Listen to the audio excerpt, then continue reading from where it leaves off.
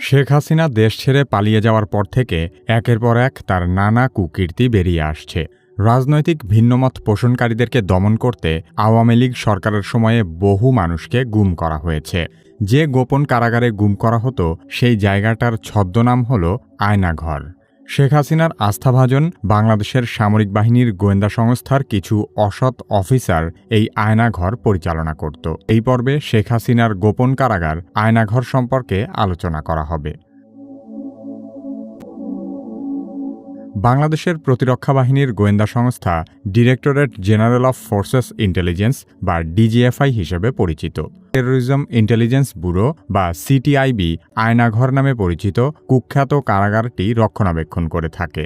২০২২ সালে সুইডেন ভিত্তিক একটি স্বাধীন সংবাদ মাধ্যম নেত্র নিউজের করা একটি অনুসন্ধানী প্রতিবেদনে আয়নাঘরের বিষয়টি সবার সামনে উঠে আসে। সেখান থেকেই দেশের মানুষ জানতে পারে যে বিভিন্ন সময়ে বলপূর্বক গুমের শিকার ব্যক্তিদেরকে আয়নাঘরে আটক করে নির্যাতন চালানো হতো। আয়নাঘর ঢাকা সেনানিবাসের ভেতরেই অবস্থিত বলে ধারণা করা হয়। আয়নাঘরে বন্দী থাকা সাবেক এক সেনা সদস্য জানিয়েছেন, অতীতে এই জায়গাটি জয়েন্ট ইন্টারোগেশন সেল নামে পরিচিত ছিল। পরবর্তীতে একে সংস্কার ও বর্ধিত করে আয়নাঘর বানানো হয়েছে। গুমের শিকার হওয়া বেশ কয়েকজন সাবেক সেনাবাহিনীর কর্মকর্তা আয়নাঘরের অবস্থান প্রকাশ করেছেন। তারা জানিয়েছেন এই আয়নাঘরটি ডিজিএফআই এর অফিসের ঠিক পেছনেই অবস্থিত। এখানে কমপক্ষে ১৬টি কক্ষ রয়েছে, যেখানে একসাথে ৩০ জনকে বন্দী করে রাখা যায়। আয়নাঘরের দায়িত্বে থাকা কয়েকজন সামরিক কর্মকর্তা গোপন এই কারাগারের ছবিও প্রকাশ করেছেন। এসব ছবি দেখলেই বোঝা যায় গোপন এই কারাগারে কাউকে বন্দী করা কতটা অমানবিক। এখানে বহু লোককে বিনা বিচারে বছরের পর বছর, এমনকি যুগের পর যুগ আটকে রাখা হয়েছে। আয়নাঘরের বন্দীদের একজন বলেন, এসব কয়েদখানার দেয়ালে বহু লোকের নানা রকমের আর্তনাদ খোদাই করে লেখা আছে। কত লোককে যে এখানে ধরে নিয়ে যাওয়া হয়েছে তার কোনো ইয়ত্তা নেই।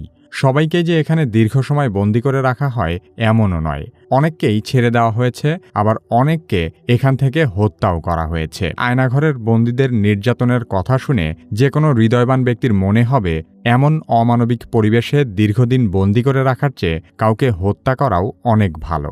অভিযোগ রয়েছে ডিজিএফআই এর কিছু অসৎ কর্মকর্তা শেখ হাসিনা সরকারের কাছ থেকে অবৈধ রাজনৈতিক সুবিধা নেওয়ার জন্য এসব কর্মকাণ্ড করেছে।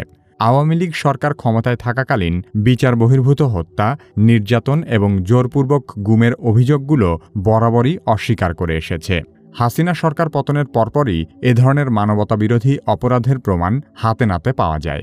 বাংলাদেশের শীর্ষস্থানীয় একটি সংবাদপত্রে বলা হয়েছে, শুধু ঢাকা সেনানিবাস নয়, সারা দেশের বিভিন্ন স্থানে এরকম আরও বেশ কিছু আয়নাঘর থাকতে পারে।